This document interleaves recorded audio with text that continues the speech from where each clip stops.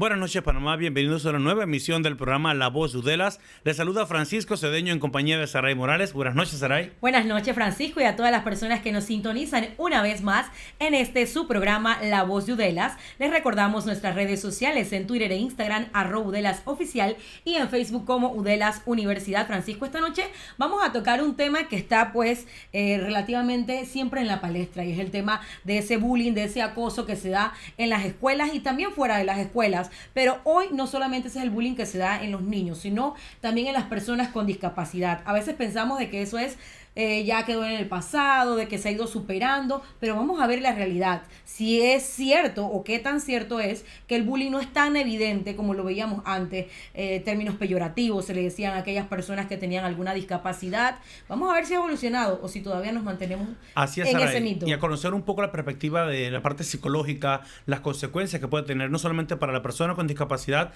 sino también para la familia. Pero antes de entrar en materia, Saray, vamos a ver un video introductorio que hemos preparado para este tema. El proceso de inclusión en el sistema educativo se enfrenta a una nueva realidad: el bullying a las personas con discapacidad, una situación que evidencia un grave problema social que nos ha absorbido y al que no hemos logrado combatir de frente. El bullying o acoso puede generar serias consecuencias negativas en las personas con discapacidad, como la deserción escolar, la ansiedad, el déficit en las habilidades sociales, la depresión e incluso el suicidio. Muchos especialistas coinciden en que la falta de empatía, la violencia social que caracteriza a este siglo, la falta de tolerancia y la nula comunicación en las familias son algunas de las causas por las que se genera este tipo de acoso. Es imprescindible que los docentes estén capacitados sobre el tema, que ayuden a prevenirlo, sin caer en la sobreprotección y, sobre todo, evitar que las personas con discapacidad terminen aislándose en la sociedad. Hoy, en La Voz de Udelas, hablaremos sobre el bullying a las personas con discapacidad. Bien, ahora que hemos visto un poco de esos escenarios en los que pues se integra la familia, la persona con discapacidad, el entorno, y que pues de alguna u otra manera influyen en este tipo de situaciones que se están dando día a día, no solamente Panamá, el resto del mundo pues no escapa de esta realidad, Saray. Y para este programa, para tocar este tema, nos acompañan dos especialistas, la doctora Itzel de Guilbó. Ella es docente de la Facultad de Educación Especial y Pedagogía, y el profesor Miguel Ángel Mendieta. Él es el subdirector del Centro de Atención a la Diversidad de Udelas. Bienvenidos a La Voz de Udelas. Y precisamente vamos a empezar conociendo, doctora Itzel, sobre qué tan frecuente es todavía en Panamá el tema del bullying y sobre todo en las personas con discapacidad. Bien, muy buenas noches, gracias por la invitación. Bueno, en realidad el bullying es muy frecuente, más de lo que las personas se imaginan.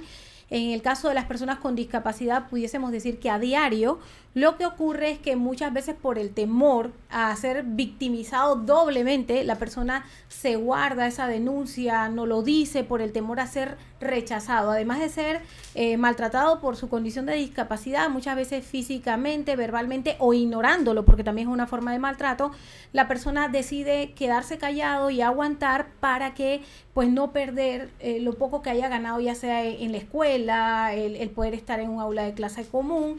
Y los padres también asumen esta actitud de que mejor esté ahí y no decir nada para que pues no pierda esa oportunidad, que no es una oportunidad, es un derecho que tiene a recibir educación inclusiva. Usted es docente.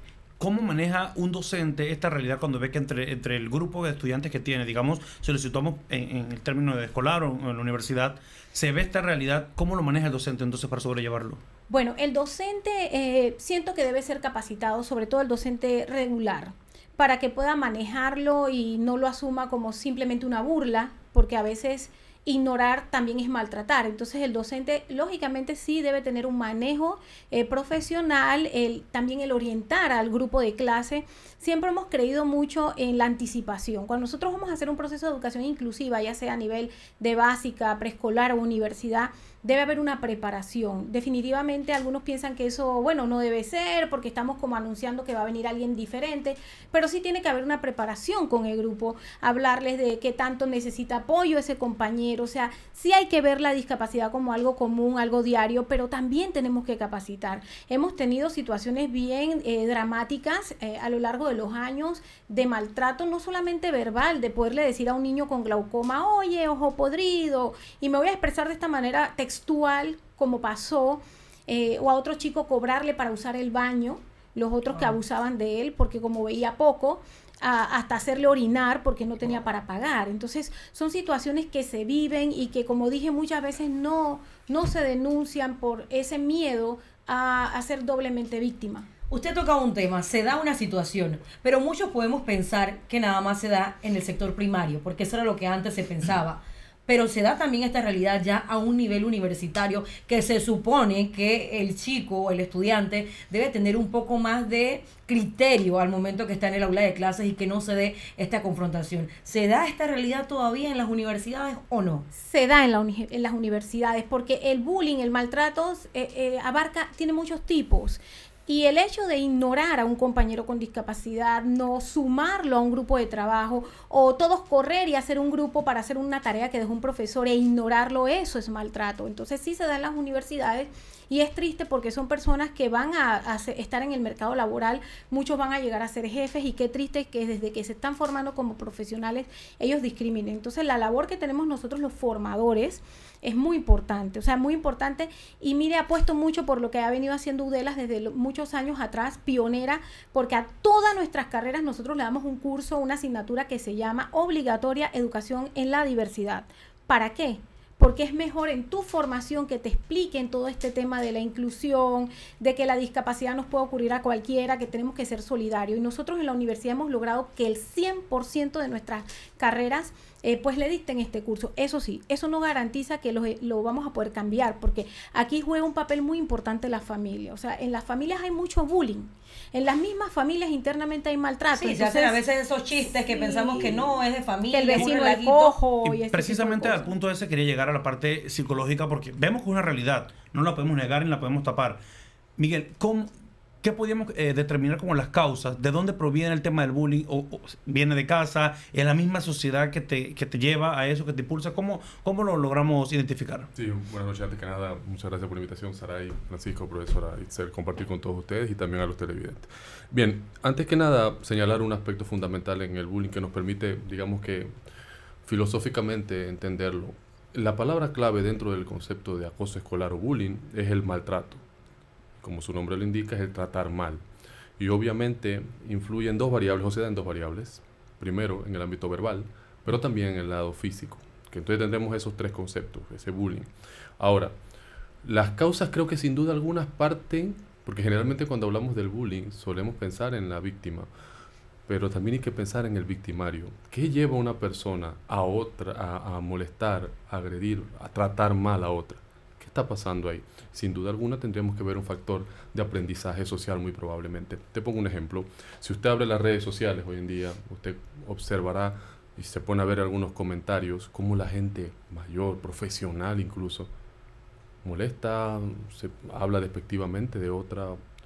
Entonces el acoso, el maltrato tiene un trasfondo muchas veces social que lo permitimos, como bien señalaba la doctora y también decía tú, Francisco. Entonces, las causas son primero eso, un aprendizaje social constante. Dos, que logramos normalizar la agresión. Y aquí yo creo que es un aspecto que también hay que verlo. Ahora, en el plano de las personas con discapacidad, pues existe un tema que hay que verlo. Y sí, se da en la escuela, se da en los colegios, y en la escuela, en los colegios también es un aspecto bien interesante, porque se da con mucha frecuencia, bastante constante. Y en la universidad, pues como usted bien mencionado, doctora, sí, es una realidad que se ve. Las causas, pues yo diría que irían por ahí. Uno, el aprendizaje social. Dos, que en la familia, en la casa, se ve como algo usual, esperado, no llama la atención.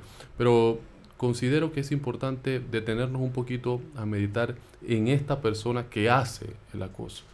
Generalmente escucha a papá o ve a mamá o a ver un entorno que le promueve a ese tipo de acciones, ¿no? Y Miguel Ángel, acabas de hacer un señalamiento que me llama la atención y es el hecho de ese victimario. Sí. Pero ese victimario también podría ser el propio papá de la persona que está haciéndolo. Porque a veces decimos, no, él no lo puede hacer. Pero hemos visto casos hasta de violaciones que se dan en personas con discapacidad y uno piensa que no es el familiar, él no va a hacer eso. No, sí. ¿Se puede presentar o con qué periodicidad o con qué regularidad se dan casos de personas con discapacidad que estén siendo víctimas de acoso por sus propios familiares? Sí, se da también porque dentro, en el aspecto de la discapacidad, hay generalmente pues es un tema que no se dice mucho, pero cuando la primera respuesta de una persona cuando sabe que está embarazada, o sea, una familia sabe, una mujer sabe que va a tener hijos, ya sabemos que vamos a tener un nuevo miembro de la familia, lo primero, cuando tú le preguntas a la gente, ¿qué quieres que sea, niño o niña? Te dicen algo como así, no importa, después que salga bien, todo Es ok. correcto. O sea, eso se dice, ¿no? Coloquialmente. Siempre uno espera que no venga un niño normal, entre comillas. Entonces, cuando viene una persona con discapacidad, no todas en la familia se lo toman igual. Ese es un evento que hay que notar.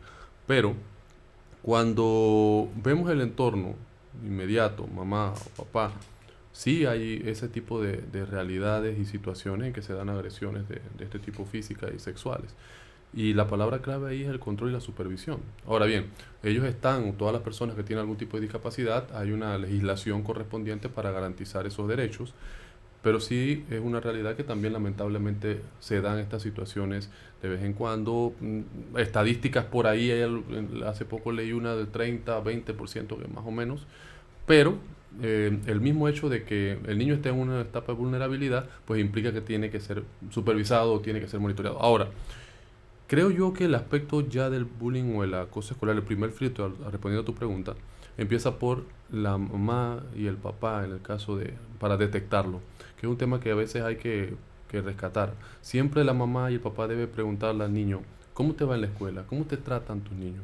Es el primer aspecto, porque ese es uno de los primeros síntomas que uno observa. El niño de repente no quiere ir a la escuela, y es la característica fundamental. Ahora, depende también de la discapacidad, pero no es esperable que un niño no quiera ir a la escuela. Y digo que depende de la discapacidad porque hay algunas discapacidades como que las personas la suelen, por decirlo una palabra que tal vez no sea la adecuada del adjetivo, la respetan un poquito más. Pero por ejemplo en la discapacidad intelectual, sufren mucho los niños con discapacidad intelectual porque siempre le dicen como el que no aprende y lo van como rezando. Incluso a veces los maestros, sabrá usted, los profesores también a nivel universitario. Es triste, pero la verdad es que sucede, ¿no? Pero creo que el primer marcador sería eso, uno de los primeros síntomas. Entonces, como sistema, ¿qué estamos haciendo, doctora Itzel? Porque vemos que hay un trabajo que psicológicamente desde las casas se debe hacer, pero como sistema educativo, ¿qué estamos haciendo con estas personas? Bueno, sí tenemos que reconocer que hemos avanzado porque aunque existen estadísticas que tal vez no conozcamos, no se hacen oficiales, han ido disminuyendo gracias a la capacitación que se hace los veranos a los docentes. También se ha trabajado con los estudiantes en las aulas de clase, precisamente en el tema de poder entender la condición que tiene su compañero. No es una predisposición, pero definitivamente que él tiene que entender por qué de repente tiene un ojo que físicamente no está bien, no se ve bonito. Obviamente, si tiene una condición de discapacidad visual, que el ojo está deteriorado, lo van a mirar. Eso va afectando también a la familia del niño con discapacidad. No sé qué era, porque hay mamás que me dicen, pero yo prefiero ponerle lentes oscuros para que no me lo esté mirando. Le digo, pero señora, si usted le pone lentes oscuros lo van a mirar más. Exacto. Nadie anda con lentes oscuros de noche. Entonces, sí se ha hecho en las escuelas una capacitación. Yo creo mucho en el tema de poner a los niños y a los maestros en los zapatos de las otras personas. Por ejemplo, hacer momentos donde podamos hacer un alto y que el niño ponerle, por ejemplo, unas vendas para que camine, para que se sienta lo que siente el compañero cuando lo deja solo sin despedirte, cuando quiere llegar al gimnasio y nadie lo lleva, en el caso de que sea ciego. En el caso de los niños con otras discapacidades como el autismo también, porque aunque son la mayoría muy brillantes, un número plural tiene su condición de cognitiva bien, pues a veces no se pueden comunicar o se comunican escasamente y no pueden transmitir todos esos sentimientos de frustración. Y bueno, hay veces que eso provoca que ellos mismos se alteren. ¿Y qué tanto comprende el niño del aula lo que a él está sucediendo? Es porque no estamos entonces haciendo la inducción. Hay cosas sin duda entonces, Sara, que se pueden trabajar y mejorar. Es momento de irnos a un cambio comercial. Recuerden que pueden dejar sus comentarios en nuestras redes sociales, en Facebook, Udelas Universidad, y en Twitter e Instagram, @UdelasOficial. Ya volvemos.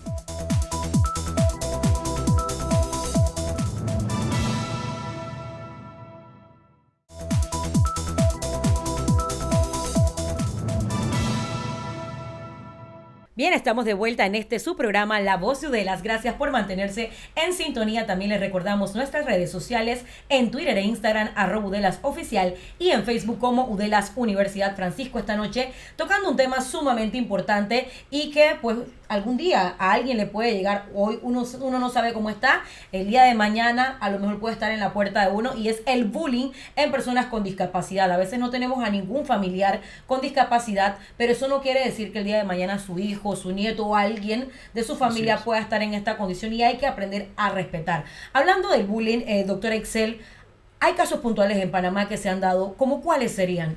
Bueno, muchos casos. Yo te puedo dar ejemplos, bueno, un sinnúmero, porque he tenido la experiencia desde ser maestra de aula inclusiva, igual como directora de la escuela Helen Keller. Y a veces teníamos que acudir a las escuelas, por ejemplo, niños que querían ir al baño y pues les cobraban por entrar al baño, y si no pagaban, pues se orinaban afuera porque veían poco, necesitaban ayuda para poder encontrar el baño. Situaciones como maltrato físico de niños con autismo. Recuerdo un caso muy dramático que el niño pues no lo encontraban en la escuela, él estaba en primer grado, niño con autismo, y de repente ya era la hora de salida, llegó el busito, el niño estaba debajo de un lavamanos, sus compañeritos de primer grado lo encontraron en el baño y todos agarraron un lápiz, con un lápiz a darle en la espalda, a abrirle con el lápiz. Entonces eso hace que ese proceso tenga un retroceso de educación inclusiva, porque tal como dijo el licenciado Mendieta, de repente ya no quería ir a la escuela, lloraba, encontramos la camisa ensangrentada. Fue muy dramático, lo logramos superar, pero otros casos como una chica ciega que en ese tiempo recuerdo que no se usaban las insignias cosidas, sino que tenía alfiler, y las compañeras y compañeros la apoyaban en secundaria, séptimo grado, y salían huyendo, la apoyaban con el alfiler. Le comían la lonchera, nadie fue, y recuerdo ese caso tan particular porque el día que esa chica se cansó, que era corpulenta, y pudo identificar quién le hacía eso, dejó caer su bastón y le dijo: fulana, ¿me puedes traer mi bastón? Ella hizo eso a propósito para tenerla cerca. Cuando la tuvo cerca, nadie se la pudo quitar y le pegó. Fue una lucha, llegaron los profesores, claro, ante una agresión constante. Entonces, ¿qué sucedió? ¿Por qué lo uso como caso de ejemplo vivido? Porque me llaman porque le iban a suspender. Fulanita agredió a su compañera. Entonces yo tuve que acudir a esa escuela inclusiva. Me acuerdo que me acompañó un abogado del IPE. Yo le dije: no, ella hizo mal, pero ella es ciega, no loca, ¿sí? No tiene un trastorno mental. Entonces ella pegó y se ha estado denunciando todo esto que le hacían, este acoso, la apoyaban, le guardaban, le comían el lonche, le escondían el bastón. Entonces yo vengo a abogar porque se sea justo. Si a ella la suspenden, a la otra también.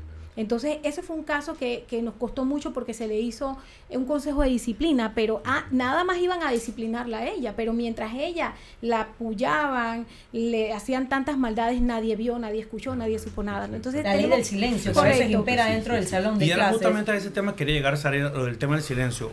Creemos, ustedes dos están, yo veo que Miguel está haciendo bullying constantemente en la semana. Yo estoy viendo, pero nunca digo nada. O sea, la responsabilidad que yo estoy con mi silencio, yo soy parte de este proceso de bullying, y lo mismo ocurre en los salones de clase.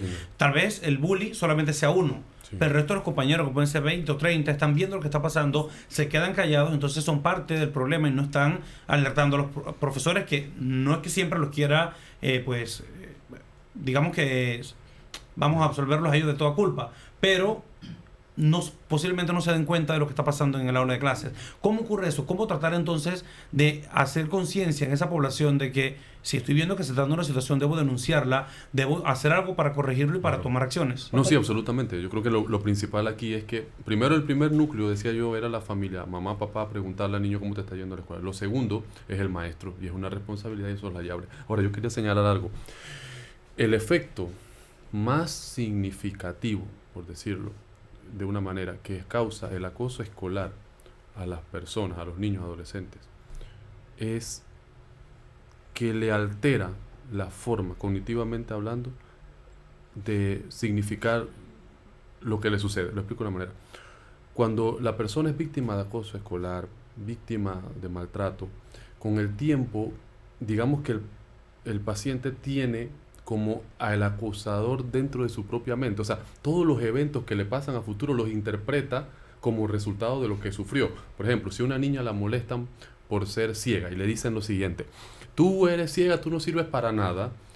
Cuando la niña va creciendo, digamos que desarrolla ese esquema cognitivo, esa forma de entender la vida, y cuando se le presentan situaciones adversas, de repente, o un reto, por ejemplo, tienes que hacer las prácticas para ir a la universidad, ese esquema como que se despertase, por decirlo de una manera, y comienza a resignificar la vida. Yo creo que es el efecto más dañino que genera el acoso escolar a la persona y que la gente no lo suele ver. Entonces, el maestro, conocedor de esto, debe tomarse muy en serio el acoso escolar. No es algo fácil. Claro, generalmente cuando se da el acoso escolar, tú solucionas el problema, lo cambias de salón, pero ya hubo un efecto cognitivo que si no lo tratas no puede generar en los problemas. Ya hemos asociado, mucha investigación lo sostiene, acoso escolar con ansiedad, trastornos ansiosos y trastornos depresivos, inclusive con una mayor incidencia de suicidios producto del acoso escolar, porque es como un fantasma que se genera o se mantiene en tu esquema cognitivo, en tu mente, y te sigue durante el resto de tu vida. Es lo peligroso si no se atiende.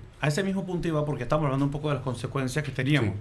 Vemos el tema de que, bueno, pues todo la consecuencia psicológica que tiene, depresión, sí, ansiedad, pero el punto más crítico es entonces el suicidio. Sí. Hemos visto casos, por ejemplo, aquí en Panamá, de personas con discapacidad que han llegado al punto del suicidio por tema de acoso. ¿Cómo no? Sí. Sobre todo por no tener la aceptación, porque hace un momento Saray tocó el tema de la familia y lo habló pues el licenciado Mendieta. Claro que sí, hay veces que el maltrato está tan internamente en la familia que lo descuidan, no lo atienden. La persona cuando se enfrenta a la discapacidad, sobre todo si es adquirida, en una etapa de adolescencia, hay muchos intentos de suicidio, de terminar con su vida porque sienten que ya no van, le han hecho sentir, no es que él lo sienta, le han hecho sentir que por quedarse ciego o porque le amputaron las piernas ya no hay más vida después de ahí. Nosotros además de ojos tenemos otros sentidos, entonces la persona le han hecho sentir que no va a poder servir, ahora qué vamos a hacer contigo, le empiezan a hacer sentir como una carga, y eso nace muchas veces dentro del seno familiar y los lleva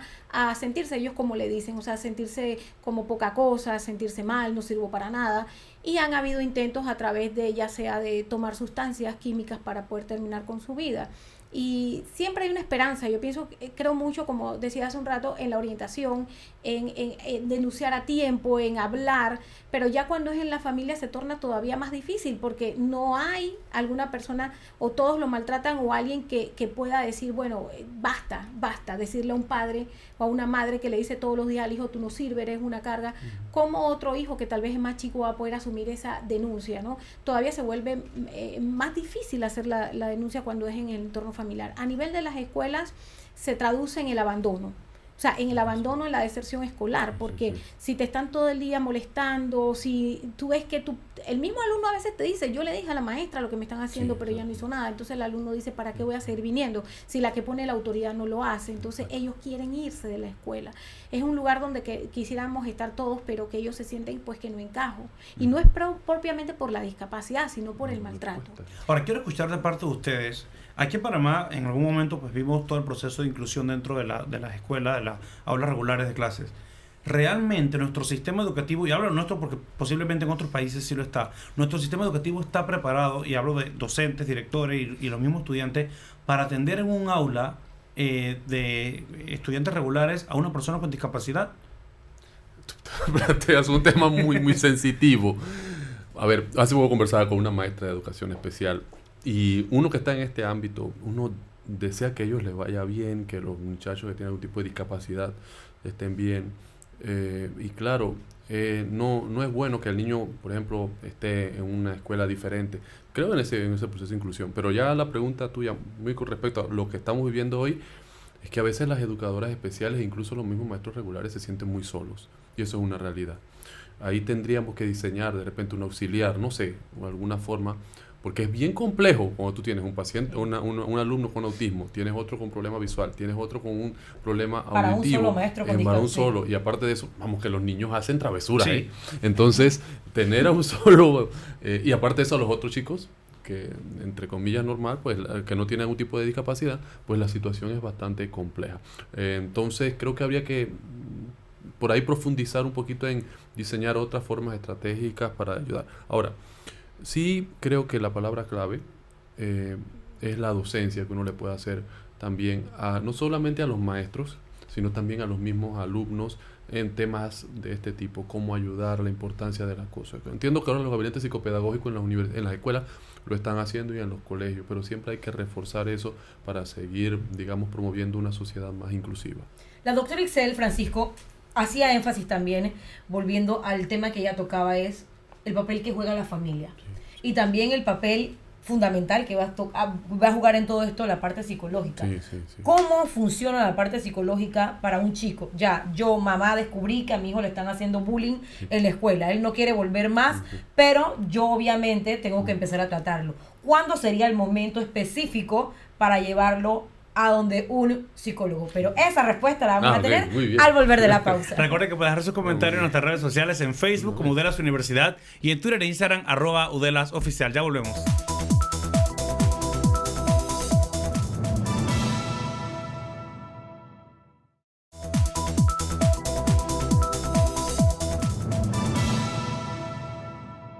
Bien, estamos de vuelta con más de La Voz de Udela Saray. Esta noche hablando del bullying a las personas con discapacidad. Lo hemos visto en diferentes escenarios, la parte psicológica, la realidad que encontramos hoy día, no solamente, como tú decías, a nivel de educación primaria, educación secundaria e incluso a nivel universitario. Que hasta queda como mega tristeza. Sí, da tristeza porque hemos avanzado en muchos aspectos, pero todavía creo que tenemos una gran deuda, un retraso en ese aspecto. Y antes de irnos al cambio, Saray le hacías una pregunta a Miguel, justamente en la parte psicológica. Así es, Miguel. ¿Cuándo sería ese momento específico que yo como madre o padre de familia debo decir, algo está pasando, vamos a tratar ya al niño no solamente en la escuela, sino hay una parte psicológica que hay que tratar porque de pronto él puede que se sienta humillado, que no vale, que no sirve como persona? ¿Cuándo sería ese momento? Inmediatamente. Si hay un caso en el cual el niño está siendo molestado y tratado, lo que pasa es que ahí es donde viene el tema. ¿Sí? ¿Cuándo? Yo no te lo podría decir a ti, porque en cada individuo hay personas que no dicen nada, se lo quedan calladitos. Y lo soportan meses, años. Hay otros que sí, mamá, mira, me está molestando, no quiero ir a la escuela. O sea, a donde haya la sospecha de que el chico ha sufrido este tipo de situaciones, lo recomendable es que vaya con un profesional de la salud mental. La doctora Ixel tocó y pues señaló un ejemplo muy claro. Sí. Esta persona podría llegar a ser hasta agresiva, se han dado casos, ya lo ha mencionado. Sí, hay una cosa muy importante, a veces se nos confunde. La agresión técnicamente implica que el sujeto hace daño sin estímulo previo. O sea, una persona es agresiva es cuando va por la calle, por dar un ejemplo, y le pega a otro. Eso sí es agresividad. O que usted agarre un arma y le dé al otro. Pero cuando usted resulta que le están pegando y usted responde, no puedes tú decir que es una persona agresiva. Porque, claro, por supuesto. Pero si no es, vamos a decir el caso. Sí. Quien me molesta aquí en la mesa sería la doctora Ixel. Ajá. Pero yo la agarro con Francisco, pues, porque como a la doctora Ixel yo le tengo miedo y no me atrevo a hacerle nada, yo la agarro con Francisco y pues Francisco va a ser ahora mi conejo y le doy. Bueno, Francisco, pobrecito, que se le conejo. Porque puede que se dé esa realidad. Pero es donde viene el tema. Sí, claro. Freud te diría que se llama desplazamiento, pero yo diría que el problema acá es que ya tú ahí tenías un problema que tuviste que haber abordado como docente. La agresividad, o sea, esta tendencia a hacer daño no debe ser. O sea, si ya tú sabes que un chico está molestando a otro, tú debes intervenir. Pero si sucede que, por ejemplo, en el caso que tú has dicho, tú le pegas a Francisco, pues igual yo no te podría decir a ti que eres una mujer agresiva, porque tú estás siendo víctima de otra. Entonces, ahí es donde venimos este aspecto que en la cosa escolar, lo que sí sabemos ya, que la intervención debe partir del agresor, que debemos ver ahí.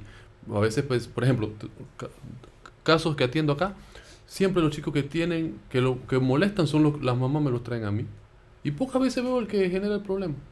Pocas veces me traen, mire, psicólogo, este niño le pega a los otros niños. Pocas veces.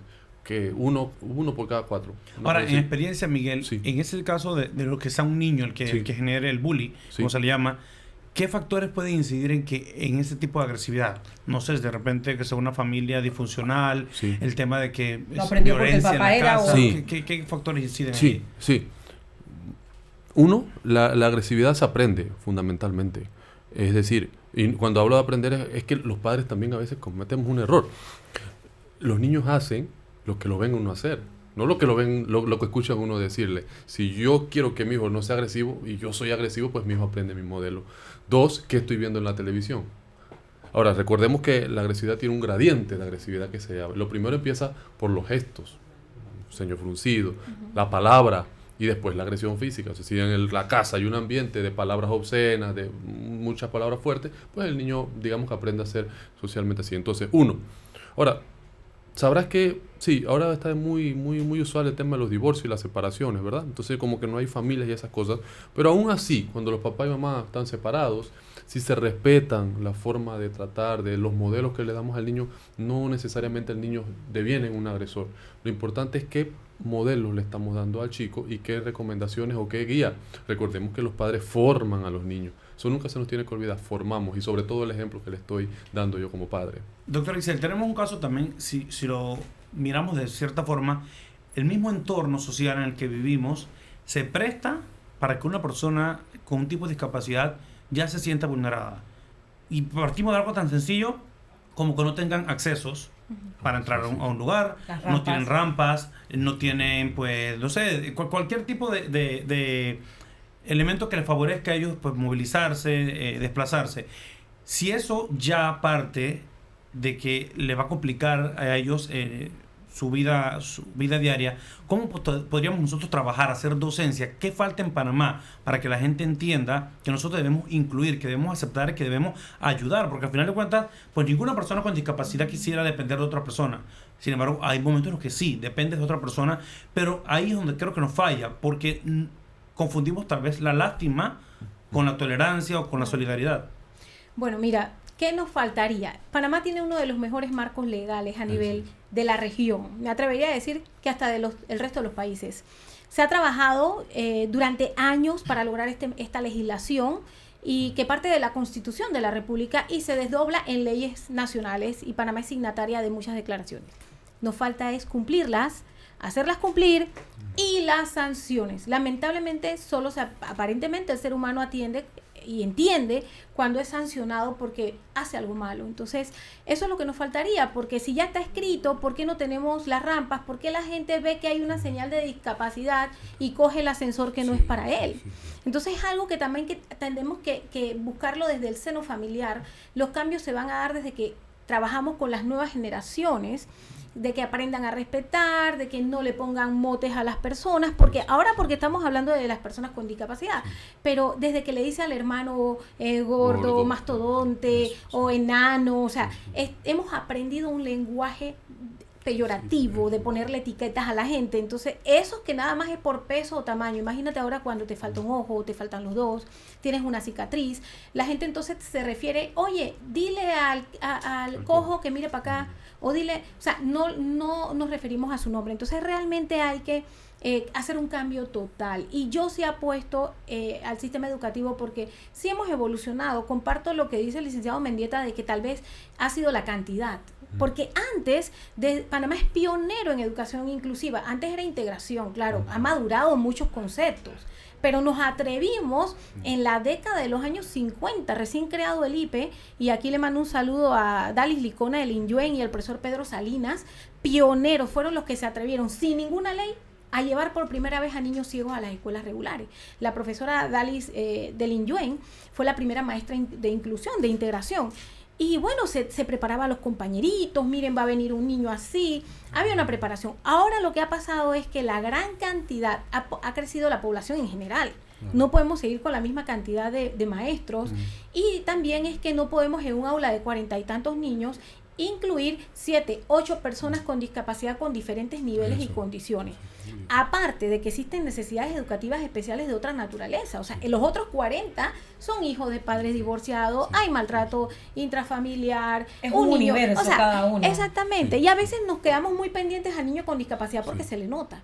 Pero el problema grande que tiene el maestro son las necesidades, las otras necesidades. Entonces, yo diría que pues tratar de balancear un poco los grupos, de que el maestro también se desespera, oye, somos humanos, claro, o sea, a veces hay papás que para controlar 3 hijos les cuesta, ahora 40 y tantos ajenos, entonces es un poco difícil, pero sí creo que el maestro tiene la mayor voluntad.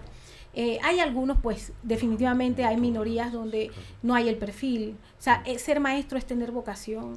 Y hay que detener la clase de matemática porque le llamó al otro de una manera. Entonces, tratar también de rescatar esos valores, esos momentos donde el docente tiene que educar, donde el padre también tiene que educar. Creo mucho en eso. Y bueno, sí quisiera contar una anécdota que tuve con un niño ciego. que casualmente mencioné que tenía glaucoma. Ya él es un adulto, ya se graduó de la universidad y vive en Estados Unidos. Cuando estaba aquí en una escuela en San Miguelito, lo incluimos por primera vez y no quería ir nunca a la escuela porque todos los niños le decían de los diferentes grados, ojo podrido, oye, ¿qué te pasó en los ojos? Ojo podrido. Recuerden, hay una etapa de la crueldad que es natural en la mayoría de los niños. O sea, empiezan como un poquito crueles, ¿no? El niño dice la verdad, lo que ve. Se le trabajó casualmente con psicología, trabajo social, y el niño fue superando, y los primos le ayudaron, los primos estaban en grados más altos. Un día llego yo a supervisar a la maestra de inclusión, estábamos ahí, y yo oigo cuando este niño le dice al otro, cállate, orejón. El niño ciego le dice, cállate, orejón.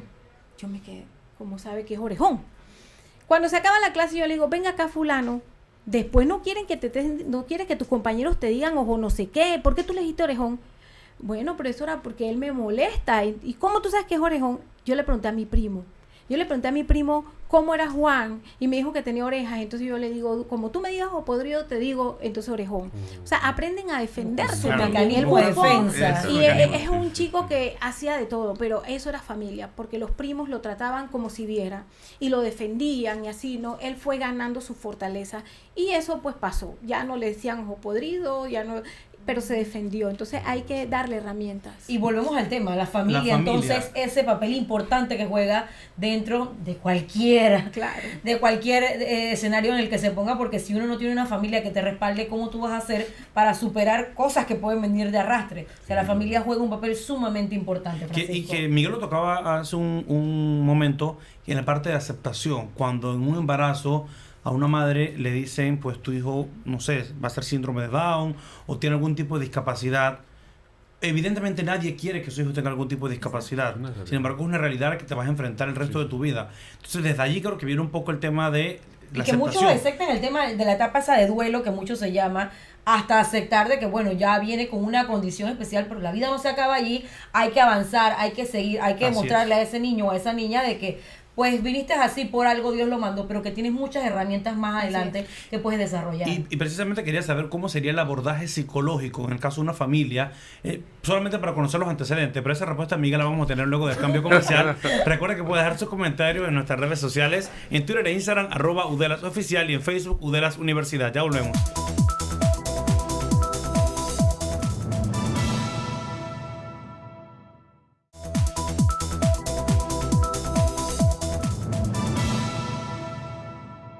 Bien, estamos de vuelta ya en la parte final de este su programa, La Voz de Udela. De antemano recordamos nuestras redes sociales en Twitter e Instagram, @UdelasOficial, y en Facebook como Udelas Universidad. Esta noche tocando un tema sumamente importante, y es el bullying en personas con discapacidad, porque siempre hablamos del bullying que se da a las personas que nosotros decimos entre comillas normales, los que no tienen nada, pero también las personas con discapacidad pues sufren muchas veces el doble. Y como dice la doctora Itzel, a diario, y con situaciones complejas que van desde algo como molestarlo y decirle un término peyorativo, un mote, hasta incluso provocar la violencia física. La violencia física y una consecuencia tan grave como el suicidio. Antes de irnos a cambio, Miguel, me preguntaba sobre el abordaje psicológico en cuanto a una familia, una pareja que le diagnostica que su hijo va a tener un tipo de discapacidad.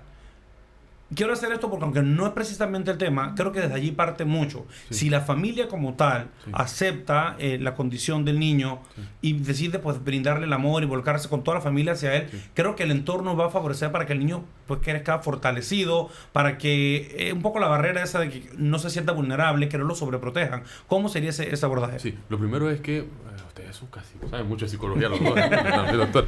Lo cierto es el duelo primero. Primero que se debe hablar es con la mamá o con el papá, porque hay un duelo ahí. Lo primero, y el duelo tiene unas etapas y hay que ayudar a la paciente o a los padres a elaborar dicho duelo. Entonces, lo segundo, como bien has mencionado, el tema de la aceptación. Para poder aceptar, primero hay que conocer. Entonces uno tiene que explicarle en qué consiste la condición. A veces obviamos ese paso. No le explicamos al padre, mire, su hijo es esto, tiene esta condición, estos son los cuadros sintomáticos, estos son los síntomas que va a tener su hijo, esta es la progresión de la enfermedad o del trastorno, de la afectación, y sobre todo, bueno, cómo debemos apoyarlo. Cuando trabajamos el duelo primero. 2, explicamos al padre cuál es la condición. 3, desarrollar aquellas competencias. Por ejemplo, si tenemos el caso del niño con autismo, cuando los padres escuchan que el niño tiene ese cuadro sindrómico, ese síndrome, la respuesta, obviamente, elaboramos el duelo. Segundo, trabajamos, le explicamos el autismo, pero también le señalamos cuáles son las fortalezas o potencialidades de ese cuadro sindrómico. Entonces le damos esperanza al padre. Le decimos, mire, los niños con autismo ciertamente hay un rango que tiene una bastante capacidad intelectual. Y dos, Apple, vale el comercial, pero estas empresas grandes tienen muchos trabajadores con autismo porque son muy buenos para los patrones. Entonces, el desarrollo informático, el desarrollo de software son buenísimos. Ya le cambiaste la perspectiva a la madre. O sea, lo que trabajamos es cognitivamente tratar de que la madre vea esos aspectos, siempre partiendo de una aceptación y que se comprometa al futuro del niño. Porque, como bien hemos hablado acá, o sea, la discapacidad, como todo en la vida, tiene situaciones dolorosas, porque es que la vida también implica sufrir. La vida no es solamente reír, la vida también tiene sus momentos tristes. Una montaña rusa de emociones. Exacto, pero también tiene sus momentos alegres, ¿no? Entonces uno tiene que tratar de llevarlo a conducir a quien uno atiende, pues el psicólogo lo llevará por ese camino. Sin descartar que va a haber recaídas también. Hay momentos en que la madre y el padre se descomponen un poquito y ahí es donde nosotros tenemos que motivarlo a seguir. Y lo mismo pasa con los alumnos en este caso. Doctor Ixel, usted comentó ya, mencionó un poco con la anécdota que tuvo, sí, pero quisiera conocer como docente cómo es entonces el abordaje suyo en el caso de detectar ya una situación compleja de bullying a una persona con discapacidad dentro del aula de clases. ¿Qué procede una vez ya el padre o el mismo niño se acerca a usted como docente y le dice, me está ocurriendo esto y no es la primera vez? Bien, lo primero es, hay que notificar a la dirección, sí, a los padres del chico que está haciendo la agresión, porque generalmente el que se va a acercar, como ya mencionaron, es el agredido, ¿no? Sí, sí, sí. Él nunca va a decir, yo soy el que pego. Entonces, citar a las partes, pienso que es muy buena la mediación. Yo creo mucho en la mediación aplicada en el entorno escolar, inclusive ya hay formación a ese nivel en el trabajo. Mediar. Pienso que mediar porque el que está haciendo el maltrato necesita ayuda, más que el maltratado. Claro, el maltratado va a tener secuelas posteriores si no paramos esa agresión. Pero sí trabajar la mediación, todo menos callar, todo menos guardar silencio, porque hoy puede ser un empujón, pero mañana puedo causarle la muerte rodándole las escaleras, tirándolo de la silla. Entonces es muy importante pues buscar especialistas, existen especialistas en mediación, ya hay personas formadas en mediación escolar para conversar. Si vemos que eso no resulta, después de firmar acuerdos y demás, porque recuerden, lo menos que debemos hacer es la expulsión. Porque sacar a una persona de la escuela, sea cual sea, es violarle sus derechos a la educación. Si vemos que no funciona la mediación, ya podemos ir entonces a la parte externa, a lo que viene siendo el juez de paz, que tiene otra formación también, porque hay veces que la agresión traspasa las paredes, generalmente traspasa las paredes de la escuela y se da a la salida, te espero en la parada. Entonces, ir agotando todas las vías del diálogo para que pues ellos puedan superar esta situación, porque el que necesita ayuda urgente es el que está agrediendo, porque hoy lo hace con el compañerito con discapacidad. Cuando sea grande va a agredir a la esposa y a los hijos. Y hemos visto, Sara, ya hace unos meses, no sé si recuerdas el video que se hizo viral del anciano o adulto mayor que iba por unas calles aquí y el chico lo pateó. Entonces se hace viral, la gente lo comparte y eso que no hemos abordado esta parte de las redes sociales porque llega un punto en el que se pierde la sensibilidad. No, y que las personas también hoy en día, lo tocaba creo que Miguel al iniciar el programa, y era el hecho de que hoy en día cualquier persona que tiene este teléfono en la mano se cree que él le puede decir a usted en redes sociales lo que le venga en mente y lo que le dé la gana. Porque como yo tengo el teléfono y como usted no me conoce, yo voy a agarrar y como se dice muy panameño, y hoy lo asoleo en las redes porque pues a mí me da la gana y le digo a usted si es gordo, es flaco, es bajo, es alto, es negro, porque a veces hasta por nuestra creencia religiosa, hasta por eso es simple cosa también, que uno lo ve como que no, hasta por eso también se da la discriminación y el bullying muchas ocasiones. Y uno dice entonces, ¿qué está pasando? Porque entonces se ha vuelto esto también un arma de doble filo, ¿o no, Miguel? Sí, yo decirle que lo que mencionaba también, añadir a lo que decía el doctor Ixel, ya el asunto no solamente se queda en el social, digamos, sino que va a las redes sociales, y ahí sí tenemos un problema. Yo le recomiendo a los padres que consulten también en ese aspecto. Mire, hasta que el niño tenga 18 años está bajo su tutela, entonces tiene todo el derecho de revisar el celular y ver qué está pasando, porque lo que estamos viendo ahora a nivel de las redes sociales es por lo decirlo menos preocupante, les digo, lo que pasa, lo que se comparten los adolescentes, los niños. Yo no entiendo por qué los padres le dan un celular a un niño así, libre acceso, a los 9, 10 años. Y no restringen, no están nada, pendientes del nada, contenido no que restringen ven. ni lo revisan. Y no dice, no, pero cuando yo reviso no veo nada. Los chicos saben borrar los Sí. historiales de... Así Sí, porque imagínense, Aprenden tengo más rápido. Sí, tengo un ¿cómo compañero no? con discapacidad, le creo Sí. un perfil falso para que todo el mundo llegue ahí a Sí, burlarse sí. de mi Exacto. compañero, porque como nadie me revisa, nadie Así me ve, es. no, pues eso, ahora ese es el Instagram toda y la vamos a razón. agarrar al más bobo de la clase y usted a solero ahí. Sí, Mire, y si sí, no sí. controlamos eso, hay un caso en Panamá muy terrible que voy a obviar por razones, detalles, pero un chico cuando estaba pequeño perdió un ojo y todo el mundo le llamaba tuerto, ¿no? En la comunidad. qué mal. Pasó aquí en Panamá. El tuerto, el tuerto. Cuando existía el tutelar de menores, el chico empezó a matar los gatos, le sacaba un ojo y los tiraba. No lo atendieron ni a las otras partes que lo agredían. Él creció con tanto resentimiento y le hacía eso a los gatos. ¿Qué pasó cuando tuvo mayoría de edad? Con una persona que salía, un día se enfureció, la mató y la descuartizó. Y lo demás es historia. Wow. Eso es un caso real. Todo empezó por un bullying cuando pierde el ojo, que tenía 6, 7 años. Él agredía a los animales, pero nadie hizo nada. Ya entonces cuando pasó a mayores lo envían al tutelar. ¿Por qué esperar a que eso ocurra?